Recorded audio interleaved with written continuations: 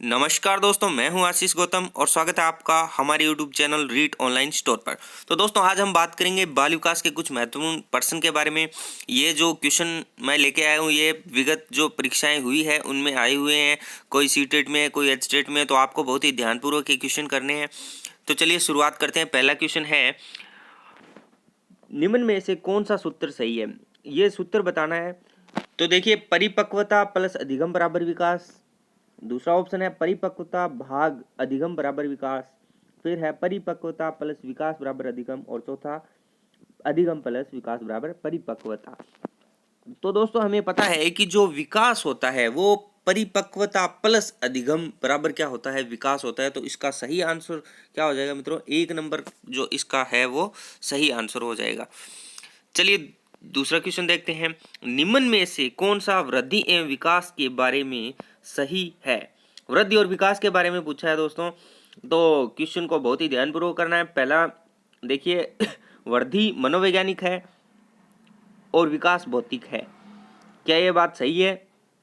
दूसरा क्वेश्चन देखिए, दूसरा ऑप्शन देखिए, वृद्धि भौतिक है और विकास मनोवैज्ञानिक है। तीसरा ऑप्शन देखिए, वृद्धि और विकास दोनों मनोवैज्ञानिक है। और चौथा ऑप्शन देखिए, वृद्धि और विकास दोनों भौतिक है। तो आप बताइए इसमें क्या आंसर होगा? सोचिए मित्रों। देखिए, इसमें वृद्धि एवं विकास के बारे में पूछा है। तो देखिए दोस्तों, वृद्धि होती है वो भौतिक होती है और विकास होता है वो मनोवैज्ञानिक होता है। क्योंकि वृद्धि होती है वो शारीरिक विकास से संबंधित होती है और जो विकास होता है वो शारीरिक और मानसिक विकास दोनों से संबंधित होता है। तो इसलिए इसका 2 नंबर जो आंसर है दोस्तों, वो 2 नंबर वो इसका बिल्कुल सही आंसर हो जाएगा इसका। आगे देखिए अगला क्वेश्चन। तो ये कुछ दिया हुआ है। देखिए, निम्न कथनों में से प्रत्येक के सम्मुख अभिवृद्धि दर्शाने वाले कथन के सम्मुख जी एवं विकास दर्शाने वाले कथन के सम्मुख डी।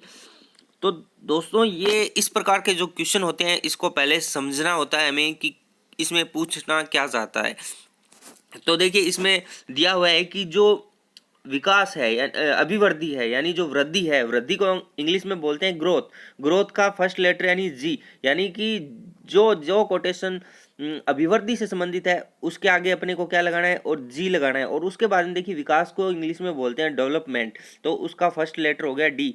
तो इसमें जो कोटेशन डी से संबंधित है उसके पहले क्या लगाना है? अपने को डी लगाना है। तो चलिए पहले ऑप्शन देखते हैं। एक 6 माह के बालक में दांतों का निकलना। अब आप मित्रों सोचिए कि एक 6 माह के बालक में दांतों का जो निकलना है वो विकास है या विवृत्ति है?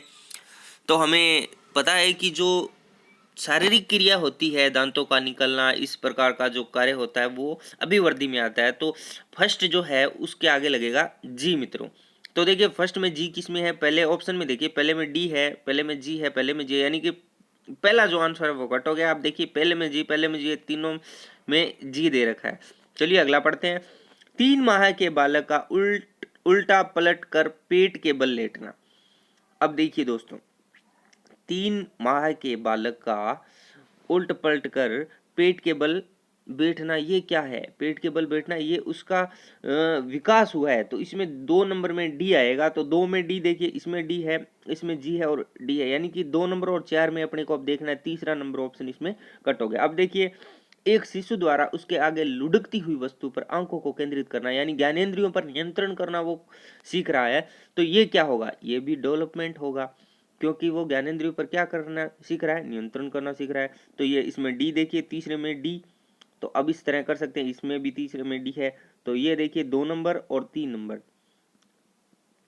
इसमें 2 नंबर का तीसरे में डी है, तो ये सही होगा। इसके बाद में देखिए, एक 13 वर्ष के बालक के चेहरे पर बालों का उगना। अब देखिए, बालों का उगना ये शारीरिक क्रिया है दोस्तों, तो इसलिए शारीरिक क्रिया है, तो इसके क्या लग जाएगा? जी। तो देखिए, पहली थी अपने ग्रोथ। तो देखिए 2 नंबर ऑप्शन का पहला ग्रोथ बिल्कुल सही है, क्योंकि 6 माह के बालकों के दांतों का निकलना ये ग्रोथ से संबंधित है। दूसरा देखिए, 3 माह के बालकों का उल्टा पुल्ट करना, ये डेवलपमेंट से संबंधित है। तो 2 नंबर ऑप्शन का दूसरा देखिए डी लिखा हुआ है इसमें। फिर देखिए, एक शिशु द्वारा उसके आगे लुढ़कती हुई वस्तु पर आंखों का नियंत्रण, ये भी डेवलपमेंट से संबंधित है। तो तीसरे का डी लिखा हुआ है 2 नंबर ऑप्शन में। और एक 13 वर्ष के बालक के चेहरे पर बालों का उगना, ये क्या है? ग्रोथ से संबंधित है। तो चौथे में जी, यानी इसका सही आंसर मित्रों क्या हो जाएगा? 2 नंबर। तो चलिए अगला क्वेश्चन देखते हैं। निम्न में से वृद्धि एवं विकास के कौन से आयाम एक दूसरे से जुड़े हुए हैं? तो दोस्तों ये वृद्धि और विकास से आयाम एक दूसरे से जुड़े हैं। देखिए शारीरिक विकास, बौद्धिक विकास, सामाजिक विकास, संवेगात्मक विकास और नैतिक विकास, ये सारे ही बिल्कुल सही है क्योंकि ये सारे ही एक दूसरे से जुड़े हुए हैं, वृद्धि और विकास है। तो इसका सही आंसर क्या हो जाएगा मित्रों? 4 नंबर हो जाएगा उक्त सभी। चलिए अगला क्वेश्चन देखते हैं। निम्न में से कौन सा कथन विकास के बारे में सत्य नहीं है? अब विकास के बारे में सत्य नहीं है, ये क्वेश्चन काफी बार रिपीट होता है, कौन सा सत्य है कौन सा नहीं है। तो चलिए पहला देखते हैं, विकास अंतःक्रिया का फल है। ये बिल्कुल सही बात है, विकास अंतःक्रिया का फल है क्योंकि आंतरिक क्रिया होती है, उसमें जो विकास होता है वो आंतरिक होता है। देखिए अभिवृद्धि होती है वो बाहरी होती है क्योंकि हमें उसका दिखाई देता है, उसको अपने नाप तोल सकते हैं, देख सकते हैं उसमें चेंजेस आते हुए। लेकिन विकास अंतःक्रिया का फल होता है क्योंकि उसमें अपने ये नाप तोल नहीं सकते इसमें कितना विकास है। तो इस तरह ये बिल्कुल सही बात है। इसमें असत्य पूछा है, सत्य नहीं पूछा है, तो असत्य ये बिल्कुल सही बात है, ये नहीं होगा। फिर देखिए विकास एक व्यवस्थित श्रृंखला का अनुगामी है। देखिए बिल्कुल सही बात है, विकास है ये व्यवस्थित श्रृंखला का एक अनुगामी है।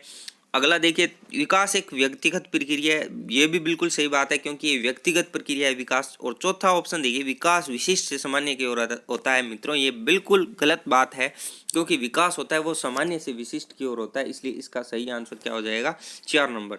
अगला क्वेश्चन देखते हैं, निम्न में से कौन सा विकास सिद्धांत नहीं है?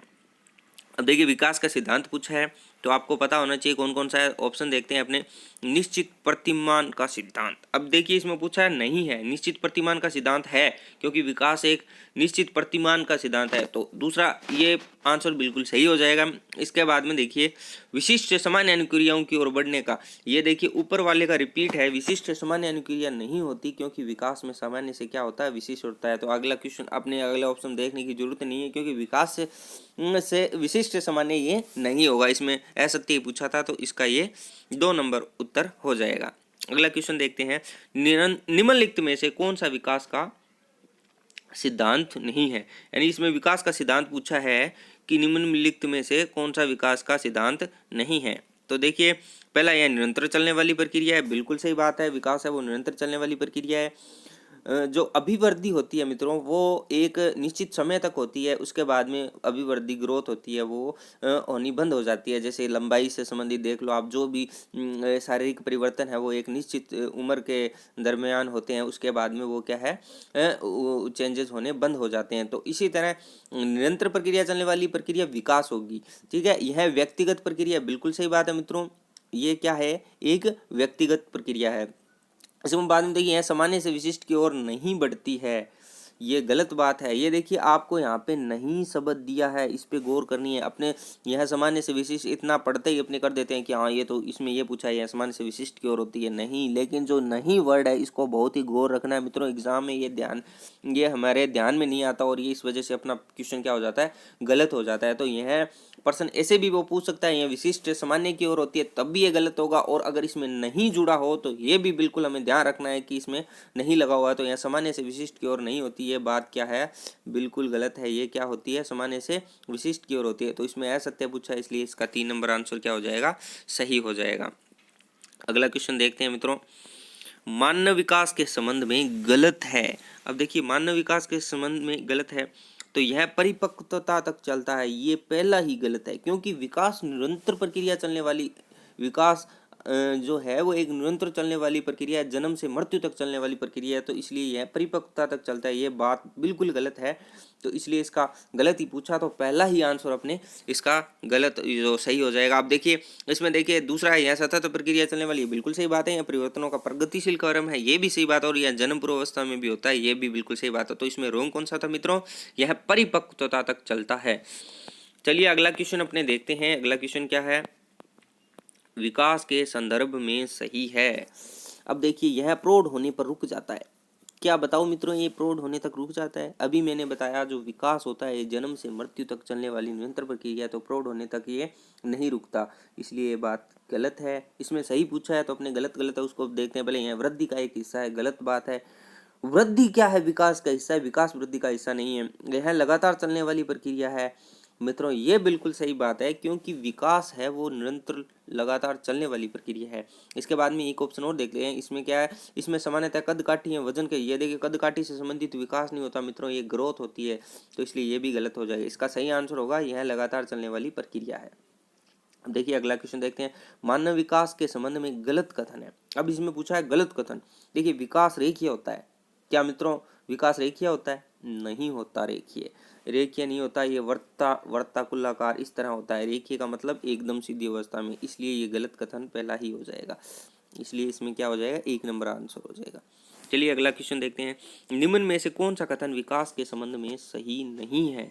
अब विकास के संबंध में सही नहीं है पूछा है इन्होंने मित्रों, तो देखिए विकास प्रतिमानों की कुछ निश्चित विशेषताओं की भविष्यवाणी की जा सकती है। बिल्कुल सही बात है मित्रों, विकास है उससे अपने प्रतिमानों से क्या है, किसी की भविष्यवाणी कर सकते हैं कि ये व्यक्ति होशियार है, आगे जाके क्या बनेगा, इस तरह अपने विकास से क्या भविष्यवाणी की जा सकती है। विकास का उद्देश्य वंशानुगत संभाव्यता क्षमता का विकास करना है, बिल्कुल सही बात है मित्रों।